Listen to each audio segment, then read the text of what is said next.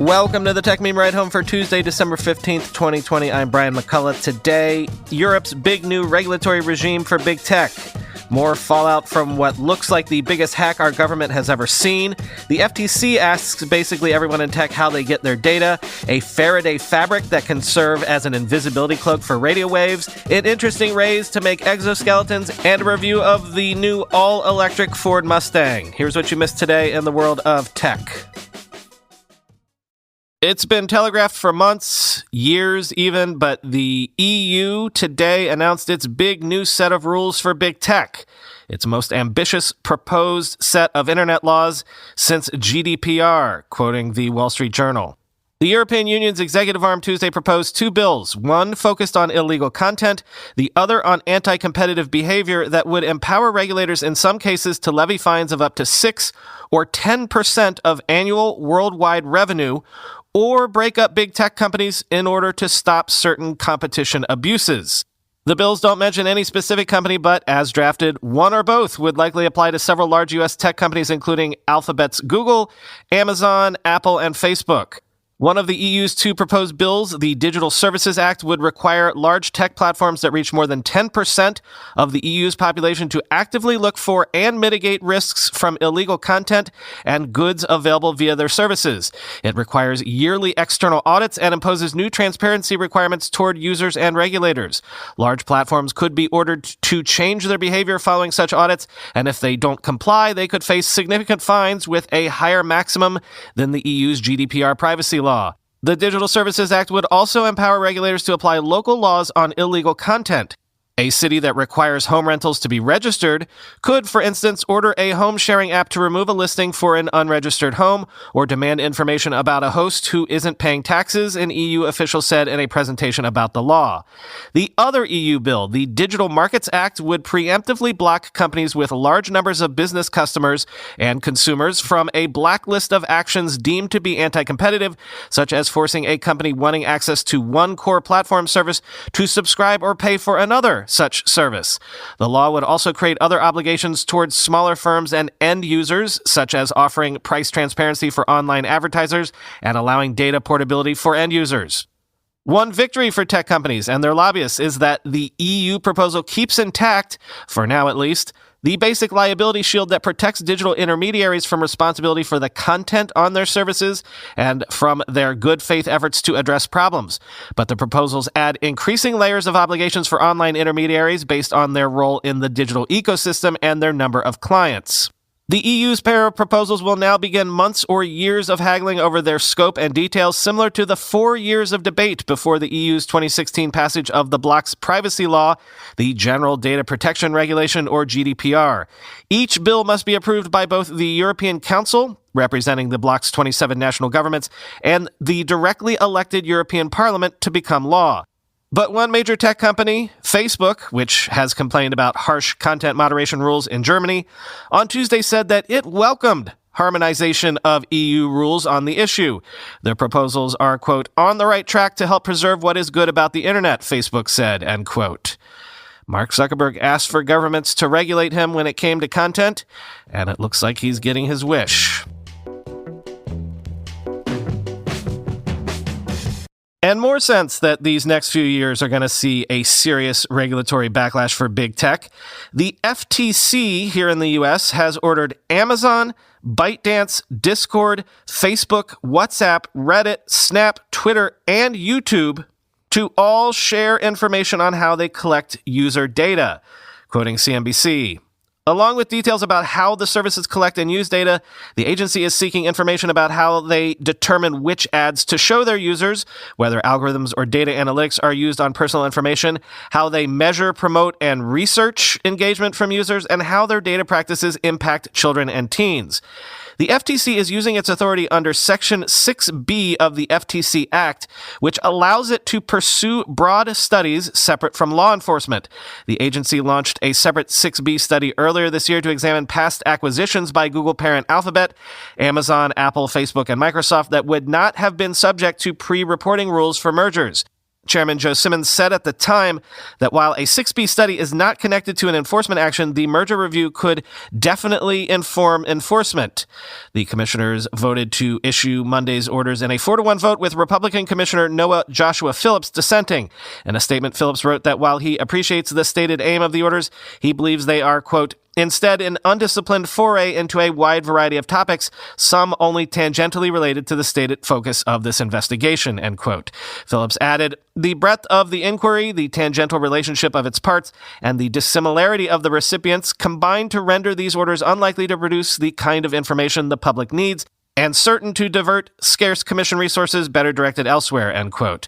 3 of the commissioners who voted in favor of the action said in a statement, quote, the FTC wants to understand how business models influence what Americans hear and see, with whom they talk, and what information they share, and the FTC wants to better understand the financial incentives of social media and video streaming services, end quote. So this would signal that the FTC is following the money, or following the business model of surveillance capitalism itself. Noticeably absent from that list of companies, though, Apple.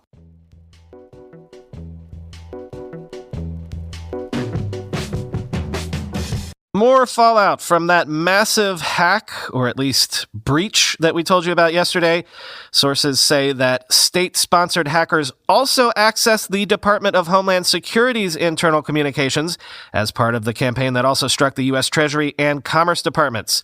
So it looks like for the better part of a year, the hackers have been able to read internal communications, essentially emails, from some of the most sensitive corners of the U.S. government. That's again because it was SolarWinds that was apparently breached at the supply chain level, and essentially everybody, it turns out, uses SolarWinds to outsource some aspects of their security stuff. SolarWinds has had to admit somewhere around 18,000 customers were compromised between March and June via an update to its Orion software, quoting Reuters. Emails sent by officials at DHS, which oversees border security and defense against hacking, were monitored by the hackers as part of the sophisticated series of breaches, 3 people familiar with the matter told Reuters Monday. The attacks, first revealed by Reuters Sunday, also hit the U.S. Departments of Treasury and Commerce. Parts of the Defense Department were breached, the New York Times reported late Monday night, while the Washington Post reported that the State Department and National Institutes of Health were hacked. Neither agency commented to Reuters. Quote, for operational security reasons, the DoD will not comment on specific mitigation measures or specify systems that may have been impacted, a Pentagon spokesman said. Technology company SolarWinds, which was the key stepping stone used by the hackers, said up to 18,000 of its customers had downloaded a compromised software update that allowed hackers to spy unnoticed on businesses and agencies for almost 9 months. The United States issued an emergency warning on Sunday ordering government users to disconnect SolarWinds software, which it said had been compromised by malicious actors. Because the attackers could use SolarWinds to get inside a network and then create a new backdoor, merely disconnecting the network management program is not enough to boot the hackers out, experts said. For that reason, thousands of customers are looking for signs of the hacker's presence and trying to hunt down and disable those extra tools. Investigators around the world are now scrambling to find out who was hit. A British government spokesman said the United Kingdom was not currently aware of any impact from the hack, but was still investigating. 3 people familiar with the investigation into the hack told Reuters that any organization running a compromised version of the Orion software would have had a backdoor installed in their computer systems by the attackers. After that, it's just a question of whether the attackers decide to exploit that access further, said one of the sources, end quote. So the way I'm understanding this, basically, these hackers have been listening in on communications throughout the entire U.S. government for the better part of a year. Because they've been there so long, they basically could have left back doors wide open for themselves to come and go as they please, as well as potentially leave other booby traps elsewhere. Oh, and they're probably still there because they're so embedded at this point. Super. As Raphael Satter tweeted, we now know how many customers were pushed the malicious Orion software updates, somewhere south of 18,000. Now the question incident responders are weighing is, how many of those 18,000 backdoors were opened, end quote. And as former Facebook security chief Alex Stamos tweeted, the fact that you have to scroll down into the corner of the Washington Post homepage to get to Ellen Nakashima's and Craig Timberg's reporting on the SVR compromise of a huge swath of the U.S. government makes me think that official DC hasn't grasped what has happened yet, end quote.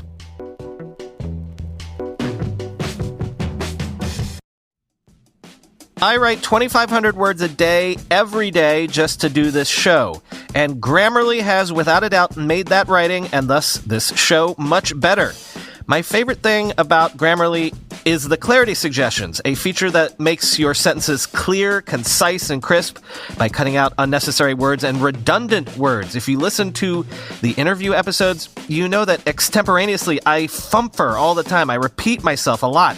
But Grammarly Premium helps me write like a pro with clarity and advanced real-time feedback.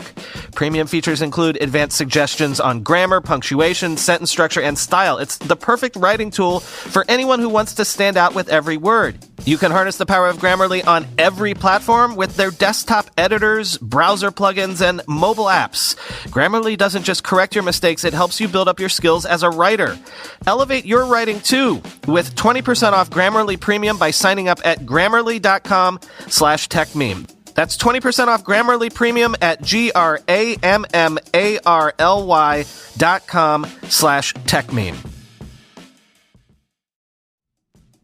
This episode is supported by the team at Vistaprint. Have you ever re-gifted a gift? Did you feel good about doing that? Have you ever gotten a gift that you know was re-gifted? I bet that definitely didn't feel good. Vistaprint specializes in unre-giftable gifts. Gifts so unique and personal that you wouldn't dream of passing them on. One-off gifts like custom mugs and canvas prints, photo books, and wall calendars. They're the kind of thoughtful gifts you really can't wait to give because they spark so much surprise and joy. At Vistaprint, you can also create your own personalized holiday cards, adding your photos and messages and adding special finishing touches like embossed foil and scalloped edges. So rather than giving an unoriginal gift this holiday, make it unre-giftable with a custom gift from Vistaprint. Go to Vistaprint.com/techmeme to get started on your unre-giftable gift. The holidays are coming up. Don't miss your chance to get an unre-giftable gift. Get started today at Vistaprint.com/techmeme. I can't remember the context, but I remember a few months ago hearing for the first time about MXenes, a new sort of conductive material that is useful in doing all sorts of things like making conductive clays, faster charging battery electrodes, even sprayable antennas.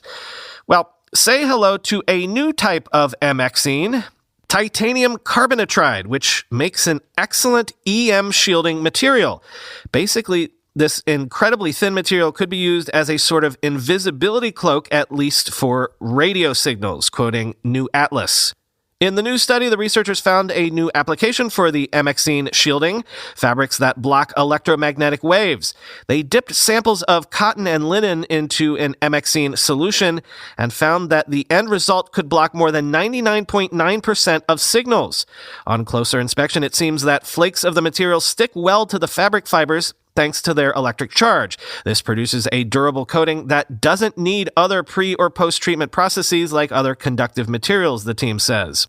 In other tests, the fabrics proved their staying power. After being stored at regular conditions for 2 years, the samples only had relatively small drops in shielding effectiveness of between 8 and 13%. The team says that these shielding fabrics could be used to protect wearable electronics from interference without adding too much bulk to them.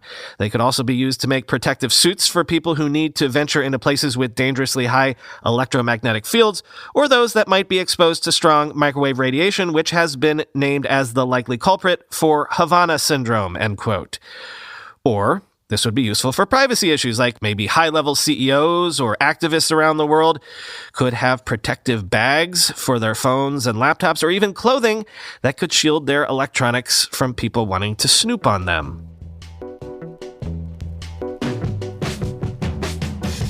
Interesting Rays Tuesday. I continue to bang on this drum about how technology should soon completely overtake the construction industry. I'm talking about things like autonomous vehicles. I'm talking about the use of drones. I'm saying a construction site should very soon be one of the most tech-intensive workplaces in existence, because I'm also talking about things like exoskeletons, mech suits. German Bionic is a startup that has raised $20 million led by Samsung for exoskeleton technology that has the potential to, supercharge human labor, $1 Million Man style, quoting TechCrunch. Exoskeleton technology has been one of the more interesting developments in the world of robotics. Instead of building machines that replace humans altogether, build hardware that humans can wear to supercharge their abilities. Today, German Bionic, one of the startups designing exoskeletons specifically aimed at industrial and physical applications, it describes its Cray X robot as the world's first connected exoskeleton for industrial use, that is, to help people lifting and working with heavy objects, providing more power, precision, and safety, is announcing a funding round that underscores the opportunity ahead. German Bionic describes its Cray X as a self-learning power suit aimed primarily at reinforcing lifting movements and to safeguard the wearer from making bad calls that could cause injuries. That could apply both to those in factories or those in warehouses or even sole trader mechanics working in your local garage. The company is not disclosing a list of customers except to note that it includes, in the words of a spokesperson, a big logistics player, industrial producers, and infrastructure hubs. One of these, the Stuttgart Airport, is highlighted on its site. Exoskeletons as a concept have been around for over a decade already. MIT developed its first exoskeleton aimed to help soldiers carrying heavy loads back in 2007, but advancements in cloud computing, smaller processors for the hardware itself, and artificial intelligence have really opened up the idea of where and how these might augment humans. In addition to industry, some of the other applications have included helping people with knee injuries, or looking to avoid knee injuries, ski better, and for medical purposes, although the recent pandemic has put a strain on some of these use cases, leading to indefinite pauses in production. German Bionic's raise comes at an interesting moment in terms of how automation and cloud technology are sweeping the world of work. When people talk about the next generation of industrial work, the focus is usually on more automation and the rise of robots to replace humans in different stages of production. But at the same time, some robotics technologists have worked on another idea, because we're probably still a long way away from being able to make robots that are just like humans, but better in terms of cognition and all movements. Instead, create hardware that doesn't replace, but augments live laborers to help make them stronger while still being able to retain the reliable and fine-tuned expertise of those humans, end quote. Finally today, a review. Not of a gadget, but of a car. The new Ford Mustang Mach E fully electric car is coming soon, and the great Sam Abuelsamid has gotten to drive it. Let me just read you the last few graphs of his initial review. Quote, "The Mustang Mach E brings its own unique take to the party. Previously, my favorite EVs to drive were the Jaguar I-Pace and the original Tesla Roadster. The open-air experience of the Roadster is still unmatched, but the Jaguar now falls behind this new kind of Ford. Compared to the Supra or any of the other gasoline-burning machines, the Mach E is a very different sort of experience, but certainly not a lesser one. No, it's not as nimble as the Supra or Miata, but having driven many different Mustangs over the past 35 years, I no longer have any qualms about Ford using the badge on this machine.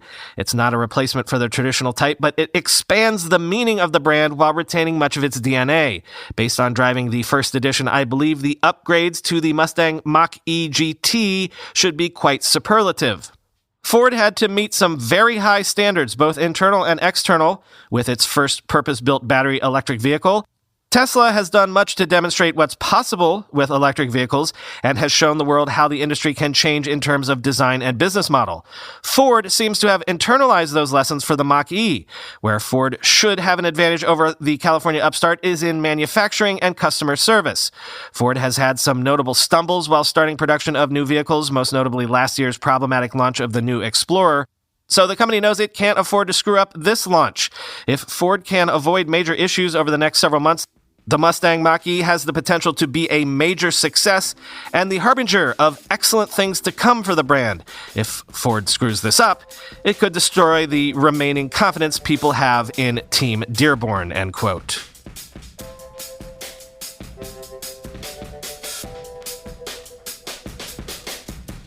That's all for today. Talk to you tomorrow.